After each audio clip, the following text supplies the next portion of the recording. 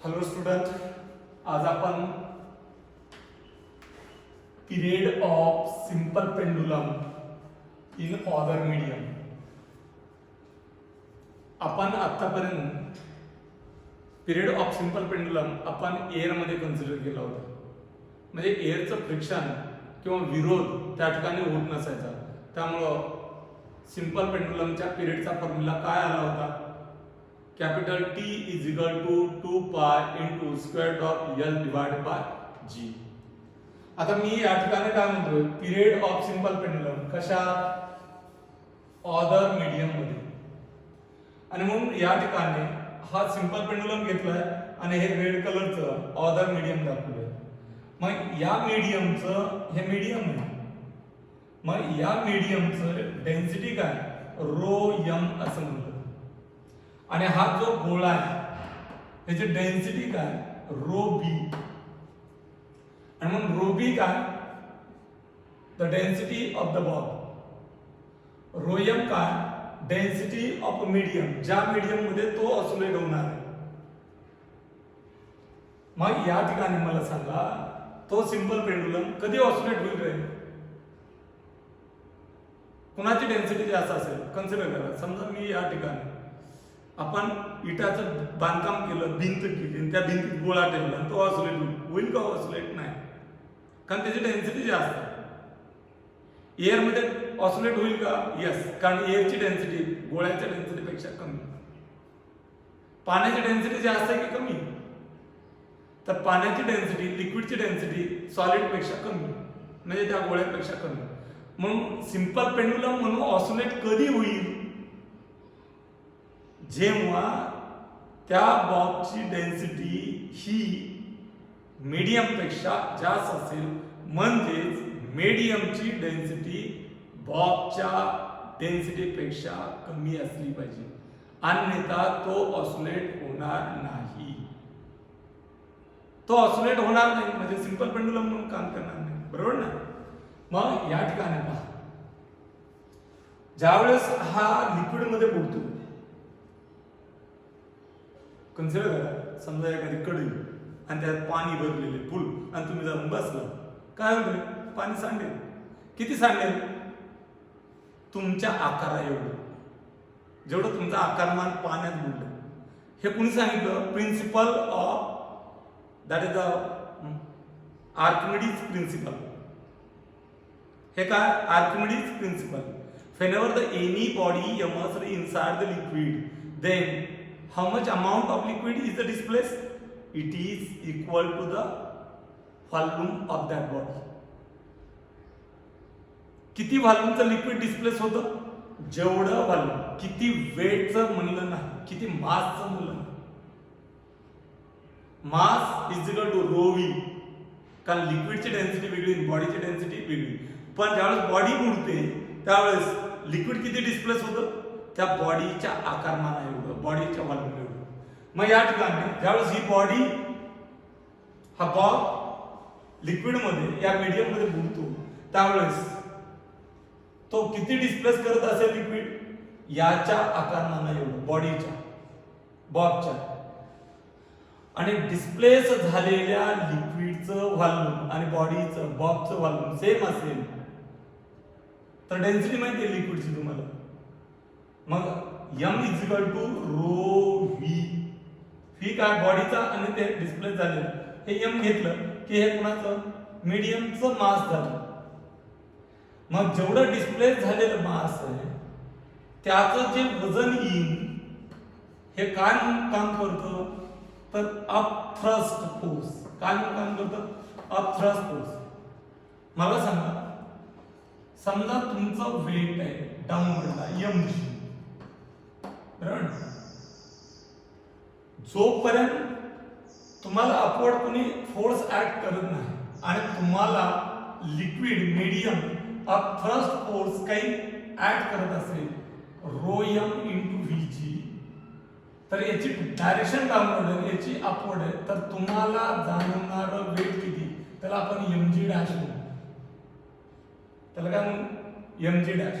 आणि म्हणून या ठिकाणी ज्यावेळेस हा बॉब या मीडियम मध्ये ऑसिलेट होतो, पूर्ण बुडालेला असतो, त्यावेळेस याचं जाणवणारं वेट इफेक्टिव्ह वेट म्हणतो. मग इफेक्टिव्ह वेट किती, एक लक्षात ठेवा, कधी ऑसिलेट होईल, density of Bob greater than density of medium. तुम्ही लिक्विड बी म्हणू शकता. मग या ठिकाणी पहा, हे इफेक्टिव्ह वेट आहे याच्यात बुडाल्याच्या नंतर त्या गोळ्याचं. हे एअर मधलं वेट आहे कुणाचं, गोळ्याचं. आणि हा बुडाल्याच्या नंतर त्याच्या आकारमाना एवढं फालून एवढं विस्थापित केलेल्या लिक्विडचं वेट हे थ्रस्ट फोर्स म्हणून काम करतं. हे वरच्या बाजूला असतं, हे खालच्या बाजूला, डायरेक्शन अपोजिट आहेत म्हणून वजाबाकी केली. मग हे मास कुणाचं आहे, हे वेट कुणाला जाणवत आहे, बॉबला. मग एम बरोबर काय, रो व्ही. रो कुणाचा, बॉबचा. फालून बॉबचं जाणवणारी ग्रॅव्हिटी जी डॅश. हे mg कोणाचं आहे, बॉबचं. कधीचं, हवेतलं. म्हणून या ठिकाणी डेन्सिटी बॉबची, फालून बॉबचं जी. हे थ्रस्ट फोर्स डिस्प्लेस केलेल्या लिक्विडचं वेट. मग डिस्प्लेस केलेलं लिक्विड याचं व्हॉल्यूम किती, त्या बॉडीच्या व्हॉल्यूम एवढंच. पण कुणाला डिस्प्लेस केलेल्या लिक्विडचं वेट आहे, लिक्विड म्हणजे मीडियम, म्हणून या ठिकाणी density rho M. Rho M V G हे एम आहे, टोटल मास आहे कुणाचं, डिस्प्लेस केलेल्या मीडियमचं. Rho M V G. Volume कसं आहे, सेम. बघा तुम्ही, व्हॉल्यूम या ठिकाणी हे व्हॉल्यूम आणि हे व्हॉल्यूम कॅन्सल केलं. काय राहिलं, या ठिकाणी रो बी ने दोन्ही साइडला डिवाइड केलं. हा जो rho B density of bob दोन्ही बाजूला डिवाइड करा. Rho B divide by rho B cancel, rho B divide by rho B नंतर कॅन्सल होणार, rho M divide by rho B. किंवा हा रो बी तिकडे पाठवा, तिकडे पाठवा म्हणजे डावीकडून उजवीकडे शिफ्ट करायचं. मल्टिप्लाइड असेल तर डिवाइड होईल, न्यूमरेटरला असेल तर डिनॉमिनेटरला जाईल. मग हा रो बी तिकडे गेला डिनॉमिनेटरला, हा डिनॉमिनेटरला गेला. रो बी काय होईल रे, कॅन्सल होईल. इथं काय राहिलं, जी. इथं जी कॉमन घ्या, हा जी कॉमन घेतला, हा इथं आला जी. आणि inside the bracket 1 minus rho M divide by rho B. मग हा G dash acceleration due to the gravity जाणवते तुम्हाला. म्हणून capital T is equal to simple पेंडुलमचा फॉर्म्युला करा, 2 pi into square of L divide by G dash. G का घेतला नाही तर जी जाणवत नाही, जी डॅश जाणवते, इफेक्टिव्ह ग्रॅव्हिटी जाणवते. पाण्यात ऑसिलेट होतात, लिक्विड मध्ये ऑसिलेट होतात. आणि मग तो जी डॅश लिक्विड मुळे जाणवणार. G dash is equal to G inside the bracket 1 minus rho M divide by rho B. ही किंमत तुम्ही इथं ठेवा. We get the formula for period of simple pendulum when it is oscillating in other medium. It is oscillating in other medium. Then see here, the simple pendulum in elevator.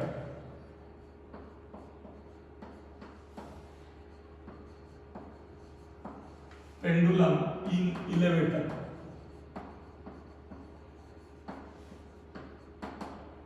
Elevator means lift म्हणतो आपल्या भाषेत. मग या ठिकाणी पहा, lift मध्ये simple pendulum असताना त्याला जाणवणारी gravity 2 pi into square of L divided by G dash. ही जी डॅश काय घेतली मी, इफेक्टिव्ह ग्रॅव्हिटी. ही काय घेतली, इफेक्टिव्ह ग्रॅव्हिटी. ही काढायची आणि इथं किंमत ठेवून द्यायची. मग लिफ्टच्या किती केसेस, या ठिकाणी आपण केसेस पाहू. सिया समजा हे लिफ्ट आहे आणि या लिफ्ट मध्ये हा सिंपल पेंडुलम लटकवला. लिफ्ट कुठं चाललं, वरती. किती ऍक्सेलरेशन ने चाललं, ई. ग्रॅव्हिटी डाऊनवर्डला. आणि मी याच्या अगोदर सांगितलं अपवर्ड जात असेल तर प्लस घ्या. मग अपवर्ड चालला असेल लिफ्ट अपवर्ड चालला असेल किती ऍक्सलरेशनने ए. मग ग्रॅव्हिटी किती जाणवेल g dash is equal to g plus A. वरती चाललं प्लस घ्यायचं. कुठे चाललं वरती चाललं प्लस घ्या. आता का घ्यायचं ते माहिती मला. कन्सिडर करा समजा या ठिकाणी तुम्ही उभे आहे, तुमचं वेट आहे mg, ही तुमची नॉर्मल रिएक्शन या सरफेसने दिलेली. ओके, मग तुम्ही कुठं चाललात रिझल्टंट मूव कुठं आहे अपवर्ड. कोण सिस्टीम. मग n मोठा की mg मोठा. अरे कोण मोठा आहे ज्याच्या जो मोठा आहे त्याच्या दिशेत चालला. मग कोण मोठा असला पाहिजे n च्या दिशेत चालला म्हणजे कोण मोठा. मग मास किती n ग्रेटर दॅन mg. मग n minus mg is equal to ma. Okay, मग हा mg तिकडे गेला तर प्लस होईल n is equal to mg plus ma. आणि हे नॉर्मल रिएक्शन असते, ती इफेक्टिव्ह वेट असते तुम्हाला जाणवणारं वजन कधी मूव होताना विथ ऍक्सलरेशन e. मग mg dash is equal to m कंसात g plus e. m cancel. आणि म्हणून या ठिकाणी वरती चालला असाल तर g प्लस a एवढी इफेक्टिव्ह ग्रॅव्हिटी झाली. तुम्हाला वाटलं संसारानं येत नाही म्हणून डायरेक्ट आहे की नाही, असं काय नाही. सगळे फॉर्म्युले प्रूव्ह करता येतात. पण डायरेक्ट आपला शॉर्ट की महत्वाचा आहे. जर वरती जात असाल तर काय घ्यायचं प्लस घ्यायचं. काय घ्यायचं म्हणलं प्लस. कुठं वरती जात असाल तर प्लस, खाली जात असाल तर काय मायनस. पण वेगात बदल असला पाहिजे, ऍक्सलरेटेड असली पाहिजे. काय असली पाहिजे ऍक्सलरेटेड. मग आता मला सांगा डाऊनवर्डला जाऊ आपण. काय करू आपण डाऊनवर्डला जाऊ. मग डाऊनवर्डला जात असाल लिफ्ट आहे ही लिफ्ट आहे ही ए या ऍक्सलरेशनने डाऊनवर्डला चालली. मग मला सांगा जाणवणारी ग्रॅव्हिटी काय g dash is equal to g तर आहे हे ऍक्सलरेटेड ए ने डाऊनवर्डला चालली that the minus. Upward plus आणि डाऊनवर्ड मायनस. तिसरा या ठिकाणी काय लिफ्ट आहे. ओके, लिफ्ट कॉन्स्टंट स्पीडने चालली. कशी कॉन्स्टंट स्पीड म्हणजे एक समान. कुठं चालली कुठं बी चालली, वरती चालली किंवा खाली चालली. त्यामुळे ऍक्सलरेशन किती असेल 0. आणखी ऍक्सलरेशन 0 कधी येऊ शकतं ज्यावेळेस ती रेस्टला असेल म्हणजे v 0 असेल त्यावेळेस. आणि म्हणून और म्हणतो एक तर रेस्ट किंवा युनिफॉर्म मोशन कुठे अपवर्ड किंवा डाऊनवर्ड. त्यावेळेस ऍक्सलरेशन किती दॅट इज 0.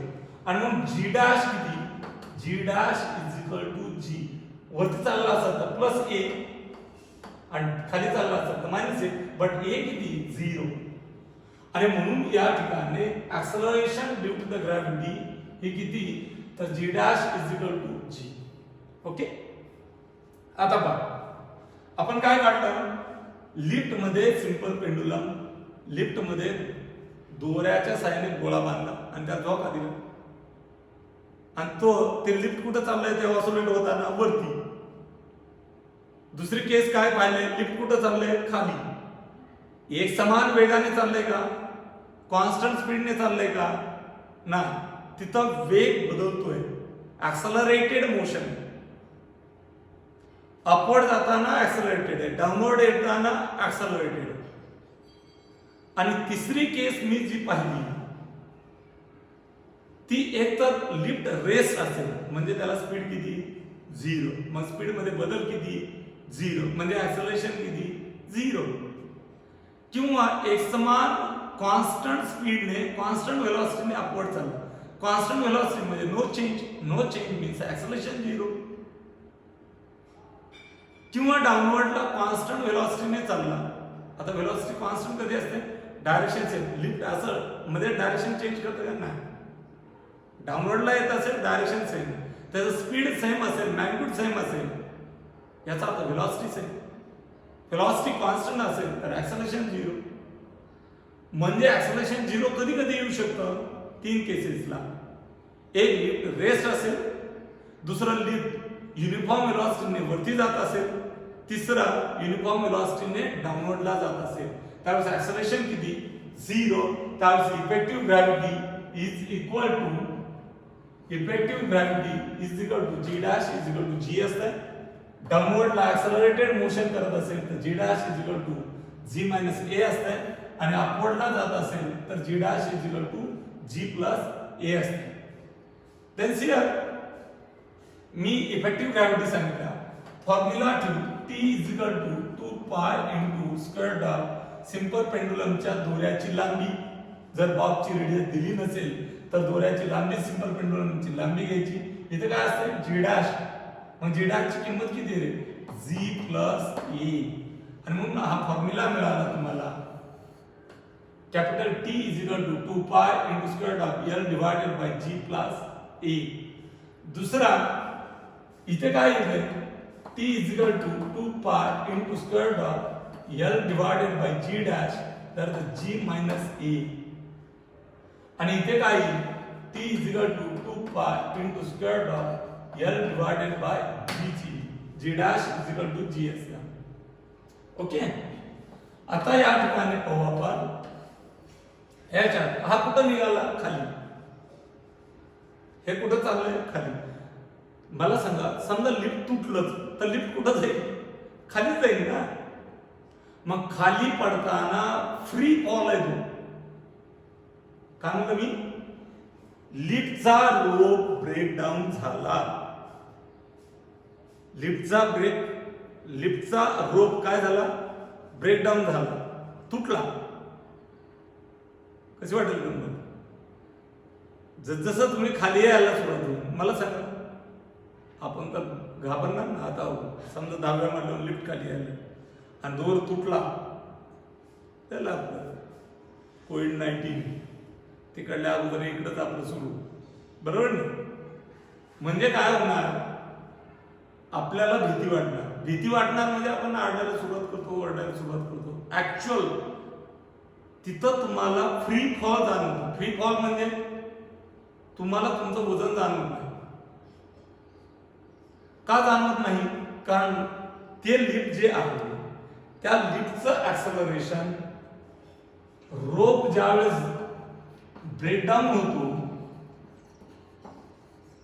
ब्रेक होतो, त्याला म्हणतात free fall. Free fall the lift. त्यावेळेस ए बरोबर काय असेल? g. ए बरोबर काय असेल? g. मग g डॅश काय येईल? g dash is equal to डाऊनवर्डला a g minus g dash is equal to 0. बरोबर ना. मग मला सांगा, जर फ्री फॉल लिफ्ट असेल तर त्या लिफ्ट मध्ये असणाऱ्या सिंपल पेंडुलमचा g डॅश ची किंमत 0. Anything divide by 0. कोणत्याही संख्येला शून्याने भागलं, उत्तर काय असेल? That is infinity. मग या इन्फिनिटीचा स्क्वेअर रूट काय रे?